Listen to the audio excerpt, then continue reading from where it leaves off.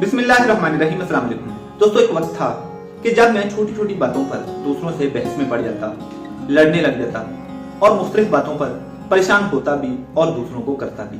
वक्त गुजरता गया, बातों और लोगों को बहुत करीब से ऑब्जर्व किया तो पता चला कि बहुत सी जगहों पर जहां मुझसे किसी ने इख्तलाफ किया था, वो इख्तलाफ इस वजह से नहीं था कि अगले को मुझसे मुखालफत थी, बल्कि इस वजह से था कि उसकी तालीम और तरबियत मुझसे मुख्तलिफ थी, उसकी अंडरस्टैंडिंग मुझसे मुख्तलिफ थी, उसका माहौल मुझसे मुख्तलिफ था, उसका एक्सपोजर, उसके एक्सपीरियंसेस वो मुझसे मुख्तलिफ थे। ये सब इन्हीं चीजों की वजह से था। उस बेचारे इंसान का तो कोई कसूर ही नहीं था।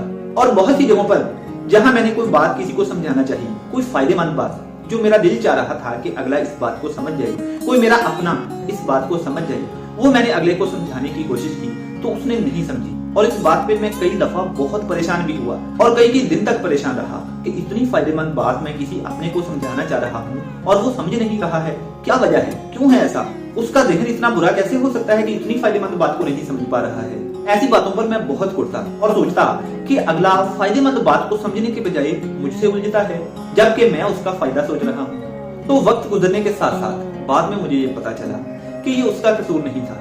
उसकी सिचुएशंस को अंडरस्टैंड करने, सिचुएशंस को, बातों को पिक करने की सलाहियत मुझसे डिफरेंट थी। उसका पॉइंट ऑफ व्यू, उसका चीजों को देखने का एंगल वो मुझसे डिफरेंट था।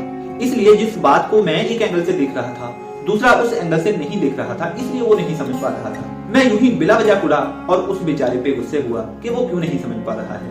पहले पहल जिन लोगों से भी मेरी लड़ाई रही, जब मैंने उनको करीब से देखा तो मुझे पता चला कि वो बेचारे अपने आप में, अपने मसाइल में कितने उलझे हुए थे, कितने टूटे हुए थे, कितने गैर तरबियत याफ्ता और कम फहम थे। सो जैसे जैसे मैं इन चीजों को समझता गया, मेरी दूसरों से लड़ाइयां, मुखालफतें, बहसें खत्म होती गईं और तलखियां मुस्कुराहटों में बदलती गईं, मुखालफतें दोस्तियों में बदलती गईं। दोस्तों, मेरी आप सबसे भी ये रिक्वेस्ट है कि अगर कोई दूसरा आपसे मुखालफत करता है, आपकी बात को समझ नहीं पाता है, आपकी रिक्वेस्ट को समझ नहीं पाता है, आपसे लड़ता है, तो उससे लड़ा ना करें, उसके लिए दिल में नफरत ना रखा करें। दुनिया में बहुत गम है।